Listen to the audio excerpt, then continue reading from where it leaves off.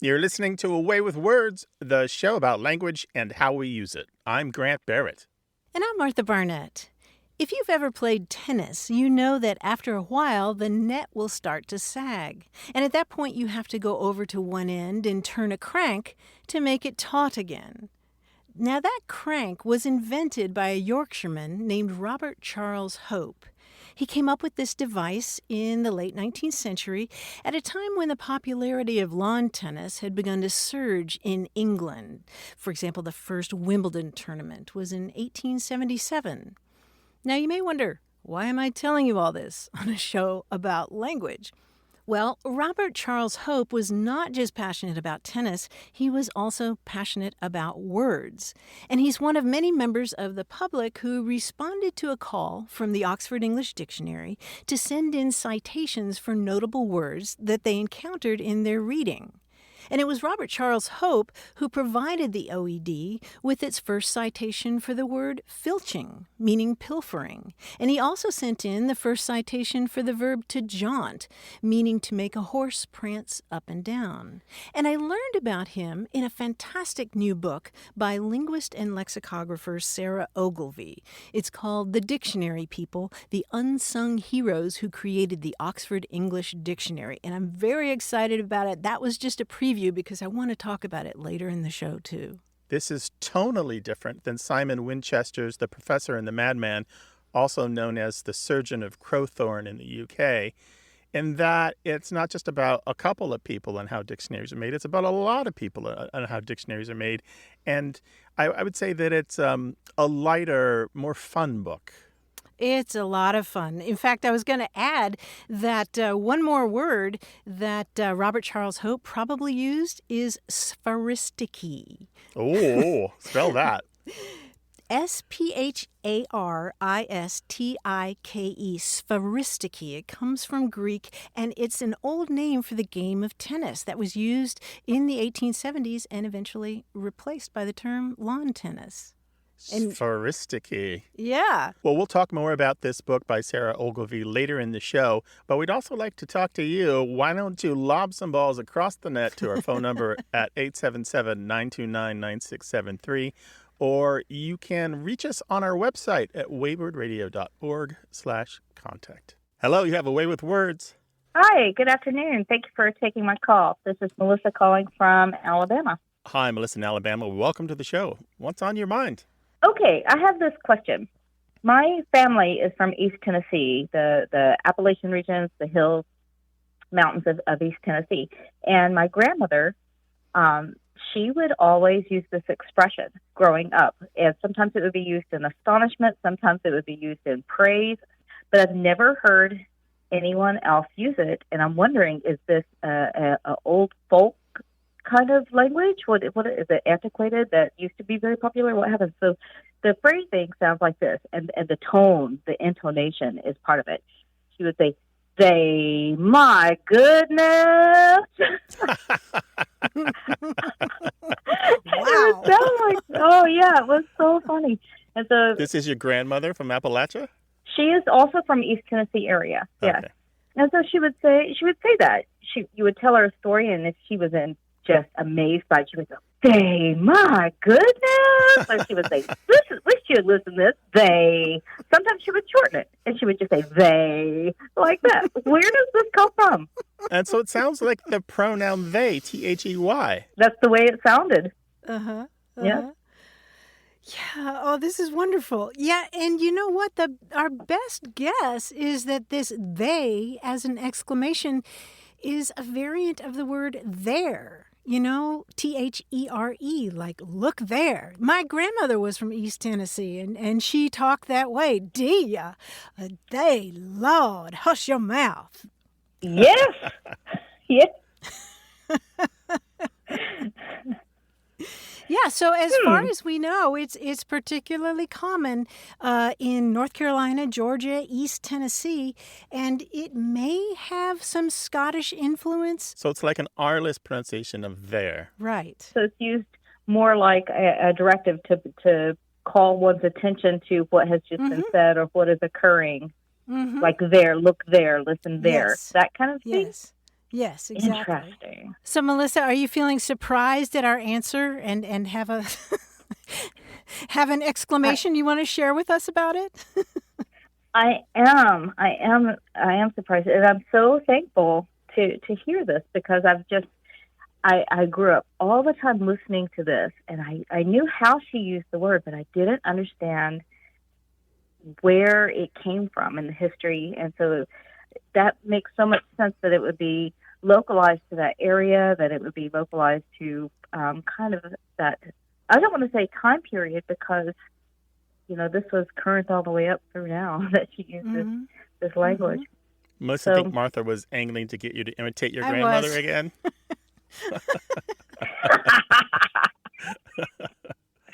I just didn't understand that. Thank you. Oh, that's delightful. I can hear the affection in your voice as you do it too. She was wonderful. Well, Dia, it was lovely talking with you. Take care, Melissa. We appreciate it. Bye-bye. Very appreciated. All right, Bye-bye. bye. We should clarify that you come by the Southern accent honestly, Martha. Oh, I do. It's not just actor, Martha. It's authentic. Oh, yeah. I melt when I hear an East Tennessee accent because that is exactly how my grandmother talked. She would ask me about my gentleman callers, Dia. Little did she know. Think Amanda Wingfield. Yeah, right. Martha and I are delighted to hear your stories and memories of the way people used to talk, or your memories of the way people that you loved talked, that thing they said that you just can't let go. Share those with us. We'd love to appreciate them with you. 877-929-9673 is a 24-hour-a-day, 7-day-a-week toll-free number in the United States and Canada. Hello, you have a way with words. Yeah, hi, it's John calling from Dallas, Texas. Hi, John. Welcome to the program. Hey, sure appreciate you having me on. I'm a huge fan of this every week. And real quick, I want to tell Martha, I heard her mention her grade school one time, and I have two nephews who are proud alumni of Field Elementary, which I believe is where she went. Oh, is that right? Field Elementary in Kentucky? In Crescent Hill, that's right. Yeah. Wow. Yeah, so what it's called about today, my mom actually lives not too far from there. She's in Louisville still. She was describing to me someone who works at the apartment complex where she lives. And she used this term I'd never heard her use before. She's 88. And she said, well, I wouldn't say he's a hail fellow well met, but boy, we all like him. He's a good hard worker. And, she went on. And I was like, what are you talking about, hail fellow well met? I'd never heard that term before. And I kind of, from her context, just from the words, I kind of assumed it meant sort of like, it sounds like somebody like an old-timey term for somebody kind of like super outgoing and kind of walks in and just sort of owns the room kind of thing. I'm almost picturing like Babe Ruth in a fur coat in the 20s, But, that picture, that famous picture of Babe Ruth, So anyway, I thought it was so interesting. It's such a strange conglomeration of words. It's almost like they don't even fit together. Yet when you hear it, you just kind of, it's one of those things where you just kind of know what it means, but it doesn't really make any sense. Mm-hmm. So he's not, I wouldn't describe him as a hail fellow well met. That's what she said? That's what she said, yeah. Yeah, so more he's like, he's a hard worker, he's kind of quiet, does his job, comes in and just is, but isn't like just sort of this gregarious, super, like, everybody look at me kind of person, So I think it's like it's not a compliment, it's not an insult, it's just a description of a type of person that we all know. Yeah, you've described it really well. And the reason that it sounds weird is that it's made up of two separate elements, one of which is hail fellow, and the other one is well met. Because hundreds of years ago, hail fellow was a warm, casual greeting. Fellow meaning, somebody on your level, a companion or a buddy. So like, hi, guy. Yeah. Okay. Yeah. Okay. Not like good day, sir. Okay. Yeah. Hi there. Since the late 16th century, hail fellow has described people on friendly terms. So if you're hail fellow with somebody, like I'm hail fellow with Grant, it means, Hello. we're friendly enough to greet each other casually rather than formally. And the well-met part in the early 16th century was used as a greeting when you ran into an acquaintance. If you're well-met companions, then you're happy to see each other. And you see well-met a lot in Shakespeare. Well met, sir, well met. Or in Romeo and Juliet, one of the characters says happily met. He greets Juliet with happily met. And then by the late 16th century, those two adjectival phrases, hail fellow and well met, merged into one emphatic phrase, hail fellow, well met.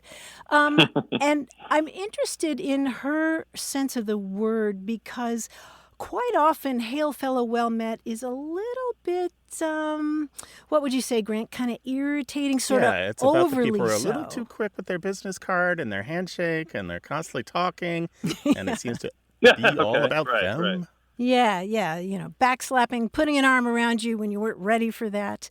That's exactly what I pictured. Now, is it in fashion at all anymore? Like I said, I haven't never heard her describe anyone, even her old friends back in college. Like I said, she's 88, so it's like she certainly could have used that term long ago. But is it in fashion at all anymore or anywhere in the country? I still hear it from time to time, but it's interesting that in contemporary use, it's acquired more of that negative sense. Somebody who's just a little too. But you'll still hear it. You'll probably hear it all over the place now that you've noted I might use it. it every now and again when I feel the need. Not that people understand what I'm saying, but it's just such an interesting term. And like I said, what I really found so interesting was just that even hail fellow and well met, just the four words together are almost like four random words, but when they put together, they just sort of they come together. Yeah, because it's so archaic. It's all these archaic constructions smashed together. You Sure. don't even say hail for hello. Well, cool. I appreciate the information. It's really, really interesting. We're glad you called. And we were well met, John. Thanks for being with us. Take care. Nice to talk to you guys. Good talking All with right, see you. you now. It's always nice to meet our listener friends on the telephone or an email or on social media. If you'd like to be a part of it, call us at 877-929-9673 or reach us on our website at waywardradio.org.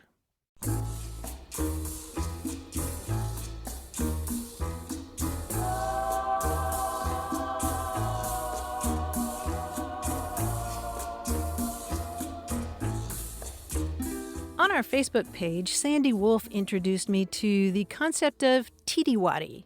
Well, not the concept, but the name for this. Did you see this? TTWWADI? TTWWADI. It's an acronym that she picked up in the Navy, TTWWADI.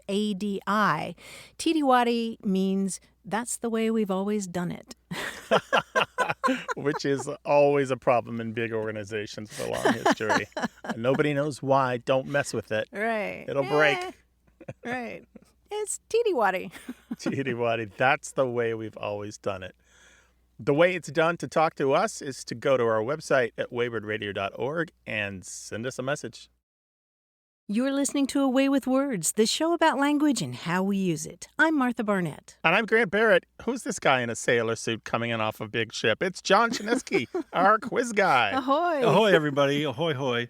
Listen, a few years ago, we did A Way with Words live at the Bell House in Brooklyn, if you remember. Yeah, great time. Yeah, good audience. It was fantastic. I remember there was a Q&A, and someone asked me the classic, where do you get your quiz ideas? I said that quite often. I just look around and I see a word, I think about its properties, and I use that as a jumping off point. And I ask the audience to shout out a word, and I distinctly remember someone shouted out, pickle. Now, I remember rhyming pickle, but ever since then I felt like I should have come up with something better. Well, here we are years later, and I have a quiz based on pickle, believe it or not. It occurred to me that when we want to contract the word will, we use ul. Like, who will help me move my convertible sofa from the attic to the basement? Grant'll do it. Grant'll. That's Gotcha. not a word, of course. but pickle is, as in, I want to strum my guitar, but my fingers are too sensitive. What will be useful to me? The answer is a pickle. A pickle be useful. Pickle Oh, a be pickle used be to- useful. Gotcha. Okay. Gotcha. Okay, good. Got me. Now, that's how these clues work. I'll ask you a question about what will be useful, and you'll tell me what'll be useful. So it'll be something all. Yes, exactly. And it'll also be a word. My friends and I are gearing up for a baseball game. We've got gloves and balls, uniforms, everything, but we're still missing one vital piece of equipment. What will be useful for playing baseball? Battle. A battle. Yeah, a battle will be useful. Very good. I'm portraying Juliet in a community theater production. I'm quite nearly bald, and Juliet isn't. What will be useful for making me look more like a young woman? A wimple. A wimp? We're going to use a wimp? No, I don't think a wimp will help. No. She'd look great in that. It's not wiggle. Yes, it is a wiggle. A wiggle. Oh, it is a wiggle. I'm not hearing Why the wouldn't other it word. be It's a twice wig? now. That's Yeah. sexy Juliet. Yeah, sexy, sexy Juliet. I have to get across town, and I can't afford a taxi. What will be useful to get me to where I want to go? A bustle to go with A your bustle. hustle. Yes, very good. To go with your wiggle. To go with my wiggle, yeah. My front door sticks a bit in the summer. I need to get out of the house. What will be the action I perform to get the door to open? Use a shovel. A shovel. A shovel will work, shovel. yeah. You can use a hammer, but a good shovel. I keep putting this poster up on the wall, and it just keeps falling down. Now, watch. See? I put it on the wall, I let it go, and it falls. What will be useful to me in keeping this poster on the wall? A tackle. A tackle? You think I should just jump on it? That would do. Okay, I see what you mean. Yes, a tackle will work. Finally, bartenders, waiters, even trivia hosts work very hard at what they do. What will go a long way towards letting your server know you appreciate them? A little tipple. A tipple, yes. A tipple will help. Also, if you tipple enough, you'll probably end up leaving more of a tip, which is really good. That's what we like. So very good, guys. You got all of the answers in what I call what will. So congratulations. Nice job. Thanks, John. Really appreciate it. Oh, that was my pleasure. I'll see you next time. Thanks, Bye-bye. John. Bye-bye. You can call us to goof with words or talk about slang or grammar or anything else involving language. 877-929-9673 or send your stories about words to words@waywardradio.org. Hi there. You have a way with words. Hi, my name is Aubrey. I'm calling from Jacksonville, Florida. So nice to meet Hey, you guys. Aubrey. So my question was this. I am a nurse. I've been practicing for a little over a year now.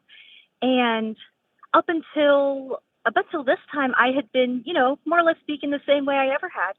But ever since I started working, I would come home and my parents, they'd tell me, you have a different accent that we have never heard from you before in your life. Why are you suddenly sounding different? And I hadn't even noticed it because who notices those kinds of things? But it wasn't until I put some thought into it that I realized that a lot of the patients that I would see, these hospitals that I worked in, they were in a very specific area. And a lot of the folks around this part would have a similar sounding dialect. And so I had a moment of clarity, like, oh my gosh, I'm kind of picking up their dialect. And I didn't even realize that was a thing you could do at, a later age in life. You hear about those kinds of things in children, but, I'm 23. So it's kind of a surprise. And so all this is to say is, is this something you've heard about among nurses or any other kind of people-focused profession? Maybe it's just a me thing. I care a lot about connecting with my patients and building relationships during, what is more often than not one of the most challenging and hard periods of their lives. And so, being able to form those connections with my folks matters to me. So maybe that's why I'm doing it. I don't know, but I thought it was interesting and I wanted to bring it up. Oh, this is so Yeah. good. I'm so excited to talk to you about this just to get on a good start here. It's not a me thing. It's not a you thing. It's a we thing. We all do this to some degree or another. It's natural. It's really common among all people to varying degrees to take on the language attributes of the people around them so that they fit in. And it particularly makes a lot of sense in your kind of work where you have to engender trust really, really quickly, right? You have to make a connection with these people you're working with one-on-one, right? Yes, ma'am. It's so well known, in fact, that sometimes it's taught in sales or customer service training, where they explain mirroring someone's voice, not just their accent, but their mood, their tone, their emotions, helps the other person to like you. Of course, they also talk about mimicking body movements. So, like if they cross your leg, you cross yours. If they stand up, Really? you stand up. If they smile, you smile. But this is an unconscious, so it's usually unconscious mimicry that we have as humans when we're speaking or interacting with someone else. We want them to know that we're like them, and they want the same. So we do it kind of without thinking because it's built into the societal training that we have. This natural glue of people who are like us are safe is what we're taught, and people who are different from us are not. Of course, this is the source of bias and prejudice and racism, but it's in there. It's hardwired to a degree that we imitate the people around us to fit in. It's fundamental, like that animal part of us that we can't shake.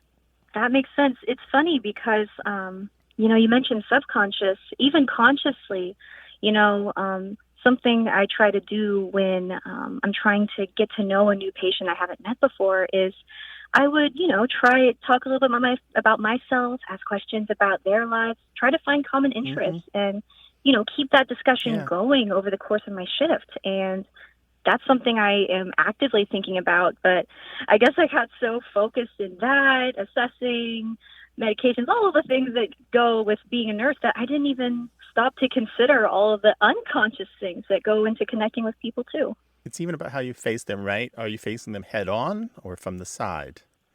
When you reach for stuff that's near them, how do you reach? Do you reach hand up or hand down? Palm up or palm down? There are a lot of different ways that you can show friendship or that you're not threatening. And also the volume of your voice. You may lower it to match the other person or the pitch or how fast you're talking, and your accent as well to some degree. So you're very astute to notice this, Aubrey. And in fact, linguists study this kind of linguistic accommodation. There have been studies of retail workers who unwittingly adopt the pronunciation of the people that they're trying to serve. Yeah, that's the famous study by linguist William Labov in the 1970s, where he interviewed people in a department store, and people from the working class neighborhoods took on the tones and accents of the people from the wealthy neighborhoods in order to sell them things. There's a book I want to recommend to you if you want to read more about this. It's called Language and Nationality by Pietro Bortone. And this book, while it's talking about language identity on a national level, it has a very good chapter, chapter 3, called Preference for the Linguistically Similar, where he describes exactly what you're talking about and how it works with us when we begin to sound like someone else. He talks about when you talk like somebody else, you're perceived as cozy or more expressive, more colorful, more flavorsome, and as having immediacy and emotional charge. It's just a really very good book on the topic. I think it's approachable by anyone in post-high school. Chapter 3 of Language and Nationality. I'll look it up. Thank you so much. Yeah, by Pietro Bortone, Bortone. Understood. I'll write it down. Thank you so much for the hard work that you do as a healthcare professional. Yeah, you sound like you're really good at what you do, Aubrey. I can tell just from the way you talk. Thank you. I appreciate it. And thank you guys for what you do. More often than not, being in healthcare in any aspect, it leaves you exhausted. And I would be too tired to talk to people, but I still wanted to have a sense of connection. So on my drives home, I'd turn on NPR, and it would make me feel a little bit less alone. And that alone has done so much good in my life. So thank you guys, too. Oh, thank you so much for the kind words. Give us an update at some point and let us know how it's going. Will do. I'll write down your recommendations. Take care. Have a great day, Bye-bye. y'all. Thanks, Aubrey. Bye-bye. Well, we love getting these reports of the language that you use in the workplace or the way you speak in the workplace. We'd love to hear from you, so call us 877-929-9673 or send your stories to words@waywardradio.org.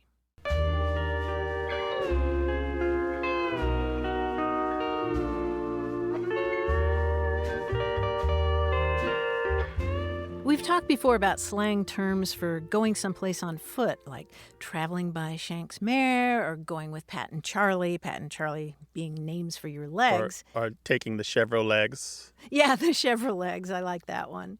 Well, we heard from Kevin Hendrickson in Green Bay, Wisconsin, who wrote to us with some other examples he learned from his wife, Arely, who is from Honduras. One of them is voy al puro once. It literally means I'm just going 11. And the idea is that 11 looks like a pair of legs. So. Oh, yeah, I've heard versions of that before. Yeah. Once. Yeah, or taking the number 11 Puro bus. once.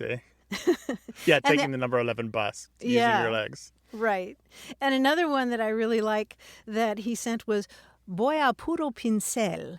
And a pincel is a very fine paintbrush. And so if you're using a pincel, it takes you a really long time to paint anything. So it's sort of like if you're going to walk there, it's going to take you a while. Oh, yeah. So what is it in Spanish again? Voy al puro pincel. I'm Voy just a puro going pincel. fine paintbrush. Taking my time. Share your favorite idioms from other languages. Words at waywardradio.org. Hello, you have a way with words. Hi, Grant. Hi, Mother. How are y'all doing? Doing great. Doing How are great. you? And who are you? Good. My name's Mateo. I'm calling from Richmond, Virginia. We're glad to have you. What's up? Well, I had a question about the term paper tiger. I'd always thought that it had something to do with like German counterintelligence during World War II. Like I know a Tiger was a type of German tank, and I thought that the Germans would leave false documents around, kind of inflating the numbers of tanks that they had in different battalions to kind of throw the Allies off, while they were kind of making maneuvers around Europe. So I guess I'm just kind of curious as to what the origin of that phrase is. Wow, that's an interesting theory. And I do love watching those documentaries about all different ways that the psychological warfare that each side tried to confuse the other during World War II, like inflatable tanks or bases that didn't exist or planting false documents on dead bodies so they'd be captured by the enemy. But paper tiger does not come from tiger tanks during World War II. Oh, wow. No, even more interesting. As a matter of fact, it comes from Chinese. Oh. It's a calque, as they call it, where a word is directly translated word for word from one language to another. So in Chinese, I'm going to do my best here, it's something like zhe lao hu or zu lao fu, literally paper tiger. Even though the term dates back quite a ways, it really didn't become well-known, popular until Mao Zedong, the former leader of the People's Republic of China, would use it in interviews and in stories where he was talking about his opponents or the United States of being paper tigers. That is, they looked fearsome, but they were weak. He would talk about his internal Chinese opponents in the same way, called them reactionaries and paper tigers. It's somebody who puts on a good front but can't back it up. Oh, well, maybe that's where I picked up that connotation. And, I guess it just kind of filtered into my understanding of German history. But that's really fascinating. We often talk on the show about popularization versus coining, and that's what happened here. Mao Zedong popularized the term, but didn't coin it. And it's not surprising, since he was one of the leaders of one of the major countries of the world, that this term paper tiger was passed to other languages, not just English. But in the 1800s, when it came up, it was usually people talking about Chinese or Chinese culture. Oh, okay. Mateo, it was a really great question. I'm glad you asked it. Oh yeah, no, thank you so much for the insight on it. I really, I really never would have thought it come from Chinese, but Yeah, how about that? yeah, really nice. Yeah, English borrows wherever it pleases. Yeah, well, thank you all so much. I really appreciate it. Our pleasure. Call again sometime. Thanks for being with us, Good talking Mateo. with you, Mateo. Great talking with you too. Thank you. Bye-bye. The whole idea is that a real tiger is fierce, but a paper is fragile. Right. So you're not getting what it looks Right. like on the outside. Call us with your language question, 877-929-9673. Hello, you have a way with words. Hi, my name is Debbie, 4. Where are you calling from, Debbie? New Jersey. New Jersey. Welcome to the show. Well, my grandmother used to always say the word Fossicking whenever we were rummaging around and digging in the dirt and basically just, hunting anything. And when I asked her about it, she had said that she'd always heard that from her relatives. And our family comes from, like, Great Britain. And I was wondering if you could tell me something about that term and why would she use that term? Fossick, Fossick, Fossick. That's a good instinct that it comes originally from the UK, although where it became really popular in the mid-19th century was Australia and New Zealand. In Australia and New Zealand, at mining excavations, after they'd been depleted, people would just go in and fossick about. They would just see if there was anything left. And in fact, it's a really cool hobby and a cool activity in Australia, especially today, to go and look for pieces of garnet or opal or sapphire or topaz and a number of other minerals that you can find there. And so the word fossick came to mean looking around in those old excavations for things, and then it more generally came to mean to search about or to rummage around like she used it. And I mentioned that the origin is probably from the UK itself. It's kind of murky. It may go back to a dialect term, fossock, which means to bustle about or to fidget, but it certainly got popularized in Australia and New Zealand by people who were fossicking about. And today I love using the term fossick to refer to what I do with dictionaries. You know, sometimes I'm just fossicking about in the dictionary looking for a word I don't know. Oh, that's great. Yeah. That Australia-New Zealand connection reminds me that there's a synonym for it, which is very Australian, and it's bandicooting. Like bandicoots. Yeah, bandicoot is a little marsupial, and it has this foraging behavior. Yeah. It digs around looking for roots and insects. Yes, they're very endangered, yes. And so just like with fossicking, bandicooting also is used for humans who dig around looking for something. Oh, that's funny. All right, well, take care of yourself. Bye, You too. Debbie. Thank Happy you. fossicking. Thank you. Take care. We know you've been fossicking and bandicooting around the internet looking for answers to your language questions. 1-877-929-9673 is toll-free in the United States and Canada, or you can find a dozen other ways to reach us if you're somewhere else in the world on our website at waywardradio.org. This show's about language seen through the lens of family, history, and culture. Stick around for more. You're listening to A Way with Words, the show about language and how we use it. I'm Grant Barrett. And I'm Martha Barnett. In the 19th century, the Oxford English Dictionary was something like the Wikipedia of its day, in that much of its information was crowdsourced. Now, yes, of course, there were the academic elites working on the dictionary, but it's also full of information gathered by volunteers. James Murray took over as editor in 1879, and he put out an appeal for the public to send in examples of how words were being used in the books that they were reading. And he asked them to note every word that strikes you as rare, obsolete, old-fashioned, new, peculiar, or used in a peculiar way. And anybody could send in a slip of paper with that information, plus the name and date of the publication, the author, and the quotation in which the word appears. And for decades, a few hundred people answered that call. Or at least, that was the story until just a few years ago. That's when Sarah Ogilvie, a linguist and lexicographer, discovered something in the basement of Oxford University Press that took her breath away. She happened across James Murray's old address books, and she realized that she was looking at a treasure trove because those books contain the names and addresses of not hundreds of contributors to the dictionary, but thousands of them from all over the world, all walks of life. And she spent the next 8 years doing some serious sleuthing to find out just who these volunteers were. And she came back with amazing stories that she shares in a new book called The Dictionary People, The Unsung Heroes Who Created the Oxford English Dictionary. And the book is an absolute delight.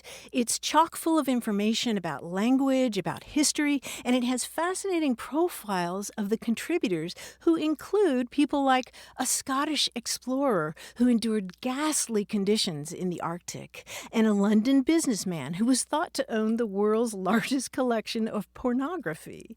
And there was an eccentric Englishman who always wore a coat with 28 pockets that were stuffed with nail clippers, string, and knife sharpener, academic papers, and even though he was a teetotaler, a corkscrew and a scone, just in case he ran into somebody he knew who was hungry or thirsty. And whenever he walked, he made a noise like a kitchen drawer, she writes. It turns out that there were also hundreds of Americans who contributed to this quintessentially British dictionary, and they include a chemist who invented the special green ink to use on currency to guard against counterfeiting, giving us the term greenbacks. So clearly, Ogilvy went down a whole lot of rabbit holes. They're all super interesting, and I tell you, Grant, reading this book feels like meeting up in a pub with your smart, nerdy friend who's already waiting there for you. And as you're sitting down, she says, "You won't believe what I found today." Oh, what a perfect description of this book. Sarah Ogilvy has written something for the everyday audience. It's not for specialists or people deep in the dictionary field. It's very readable. It's enjoyable. As you've explained, Martha, it's not about the great men of history. It's about people you've never heard of and who, before this book, haven't been chronicled in any meaningful way.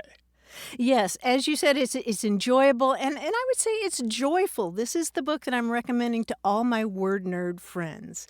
It's called The Dictionary People, The Unsung Heroes Who Created the Oxford English Dictionary, and it's by Sarah Ogilvy. As always, we will link to that book from our website at waywardradio.org. And there are dozens of ways to reach us.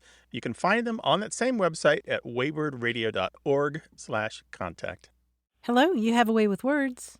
Hey, this is Sam DeFranceschi from the Metropolitan PGA calling in. Well, hi, Sam. The Metropolitan PGA? Yeah, I work with the Junior Golf Club, actually, in Brooklyn, New York. Oh, okay. Well, welcome. What can we do for you? In golf, we use the word handicap all the time. And I looked into it and found out that the word handicap actually has its derivation in the game of golf. But I was wondering if you guys knew of any of the early uses when the word made the jump from golf to regular everyday life. I have a few other terms if you want to talk about, but I'll throw that off you now. Where did you read that it comes from golf? Well, like any other normal human being in 2023, I've been using AI to do my research. I suppose I should probably ask it where it found its information. Oh, well, right there is the idea. problem. AI. It hallucinated, or at least led you astray, because it does not come from golf. It's older than that. And before handicapping became a thing in golf, it was a thing in horse racing. But handicap actually doesn't come from horse racing. It's more connected to what originally I think was a children's game, where if two children wanted to exchange things of value, they might argue about what the terms would be. So they would put those two things of value in hats and their hands in there. And then somebody that they'd chosen as a judge or umpire or arbiter would make the call and say, yes, these are equal, or no, these are not equal, so you owe him a little bit more money or another additional item in exchange. And so it's just kind of a way to settle disputes. And in horse racing, it was often used to decide how much weight would be put on a better horse so that a race might be more equitable. So that's where we get the horse handicapping idea today, just from this original idea of two people being on the spot, literally hands in a cap, while their decision is decided by a third party. Right, literally hand in cap. And then that became used in horse racing to decide how a horse would be handicapped. For example, to make them more equal on the track, you might put weights on the better horse so that it was more in line with the other horse and really have a competition, really have, something worth gambling on. And then the term later showed up in golf. Interesting. Sam, you mentioned terms that come from golf. I think my favorite is stymie. Oh, stymie's a great one. You don't want to be stymied, do you? Stymie's when the ball is directly behind a tree and you really can't shoot at your intended target. You have to take your medicine and play out, hopefully into the fairway. We also have things being par for the course or up to par from golf. Yeah, I'm interested in that too, because people say, you know, his play was subpar in culture. You say, oh, if he wasn't doing well or she wasn't doing well, you say, oh, they played subpar. But of course, in golf, if you're under par, you're doing well. You're right. But par is older than that, and it existed before it showed up in golf. So par as the level that you were trying to reach. It existed before golf. Well, other cool terms that do come from golf that are used often are tee off or to tee off on someone, fairway, bogey, mulligan. Those sorts of terms are used and tossed around all the time. Well, thank you for your knowledge. Fascinating stuff. All right. Take care of yourself. Thanks for calling. Bye-bye. Okay, talk later. 877-929-9673.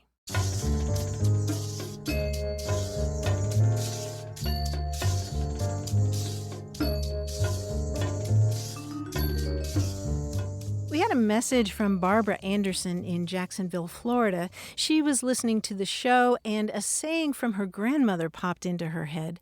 Her grandmother used to say that she liked her coffee strong enough to tote double and kick up behind. Strong enough to tote double and kick up behind. Yeah, and Barbara was wondering if anybody else used that. And so I did a little digging, and it's not all that common, but apparently tote double refers to the action of a horse carrying not one, but two people. So if a horse totes double and kicks up behind, that's a very strong horse. Gotcha. Oh, wow. There's just so much flavor to that expression. Yeah. Yeah, that's how I'm going to order coffee next time. I want coffee that's strong enough to tote double and kick up behind. You can reach us on social media. All of those links and addresses on our website at waywardradio.org. Hi, you have a way with words. Hello, this is Nate Danforth. I'm calling from Tucson, Arizona. Welcome to the show, Nate. What can we do for you? Thank you.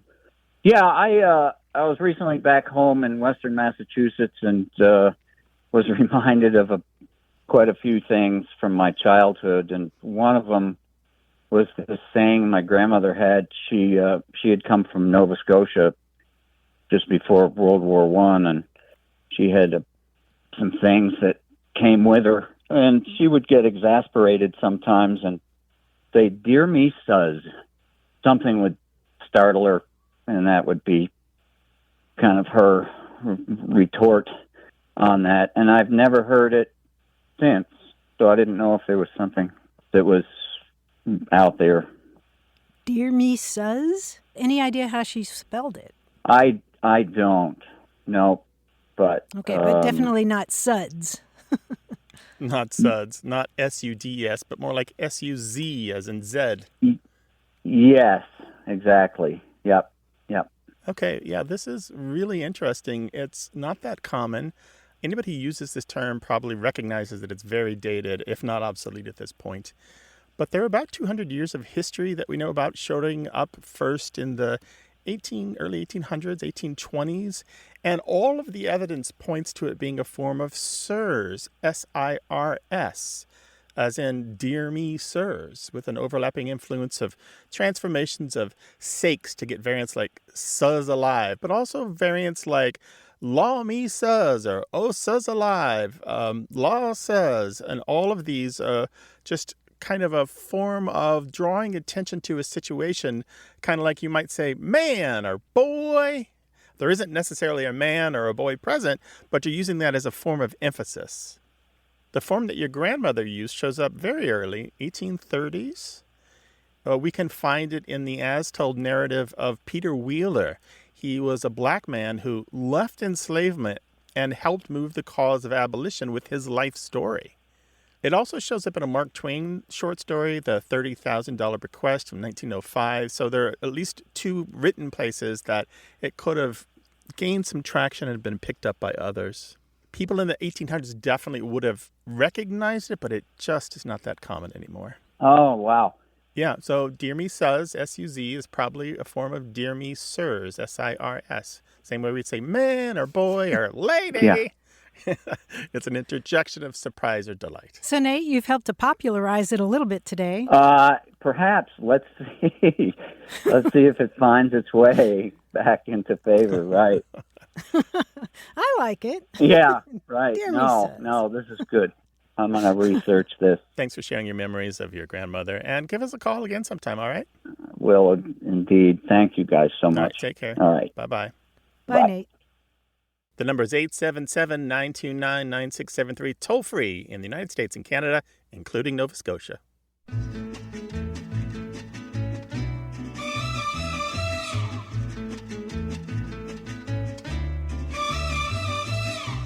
Grant, earlier we were talking about the term fossick, meaning to hunt for gemstones, and I forgot to mention the term noodling, which is used quite commonly in Australia to refer specifically to sifting through dirt looking for opals, noodling. What is it with the Australians and these terms for digging through dirt? Well, I think they have a lot of gemstones, particularly in Queensland. Nobody's sure where that comes from. It might come from the British sense of noodle, meaning to fool around, or it might have to do with nodule. Oh, noodling for nodules. Got it. But noodling and fossicking, that's what we do on the show, right? And bandicooting. And bandicooting. 877-929-9673. Hi, you have a way with words. Hi, how are you? My name is Keandra, and I am calling from Delaware. Oh, well, great to have you on the show. What's up, Keandra? So I have a question about a phrase that my grandparents use, and they have used it all of my life. And I actually heard the phrase myself, a part of the phrase, when I was living in France. So I wanted to know just about the etymology, where it comes from. My grandparents use it, and people kind of look at them a little bit strange because it's so traditional, I think. The expression is, I beg your pardon. And how would they use it? Like in what context? So they use it, my grandmother, she's the feisty of the two. And she would use it if maybe she felt like she was being insulted or if someone was saying something that she didn't quite particularly understand what they were saying and maybe she took it as an insult. She'd say, something like, I beg your pardon, And my grandfather, they both sort of use it also when they may not really know what's being said, or let's say they go to a restaurant and they look at something on the menu and the waiter might tell them what it is and they're not sure. So they'll say, I beg your pardon. So I've heard them both use it in that regard. And does that strike you as something that's overly formal? It is very formal. And my grandparents are both very traditional and, very formal. They're both were born around the 40s. So yes, they are very traditional, very sort of prim and proper. And they use this expression all the time. We can kind of zero in on some of this. I think, although you asked for the etymology and the history of it, I think we should go with this where it's talking about the levels of formality that we give and have when we try to be polite. The history of this term, to beg your pardon or beg leave or to beg excuse, dates from about the 1600s.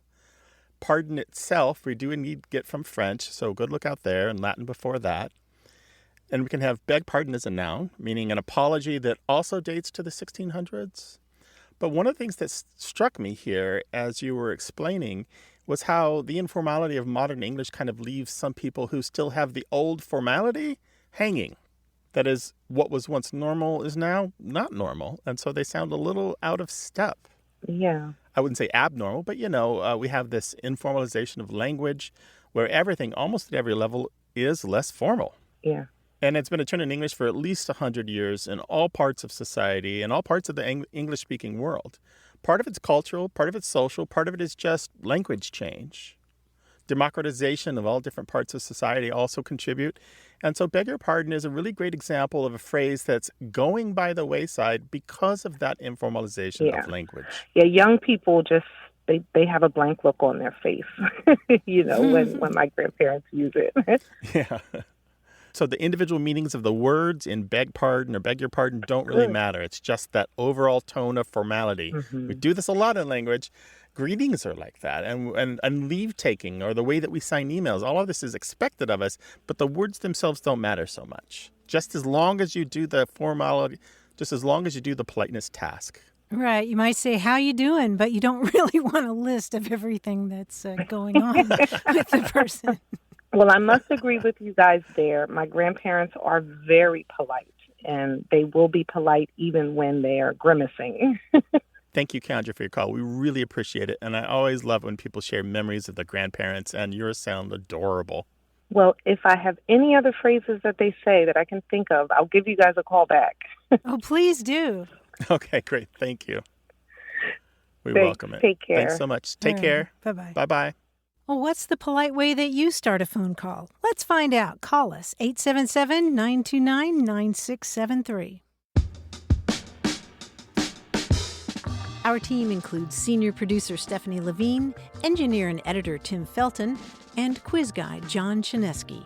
We'd love to hear from you, no matter where you are in the world. Go to waywardradio.org/contact. Subscribe to the podcast, hear hundreds of past episodes, and get the newsletter at waywardradio.org. Whenever you have a language story or question, our toll-free line is open in the U.S. and Canada, 1-877-929-9673. Or send your thoughts to words@waywardradio.org. A Way with Words is an independent production of Wayward Inc., a nonprofit supported by listeners and organizations who are changing the way the world talks about language. Special thanks to Michael Breslauer, Josh Eccles, Claire Grotting, Bruce Rogo, Rick Seidenworm, and Betty Willis. Thanks for listening. I'm Martha Barnett. And I'm Grant Barrett. Until next time, goodbye. Bye.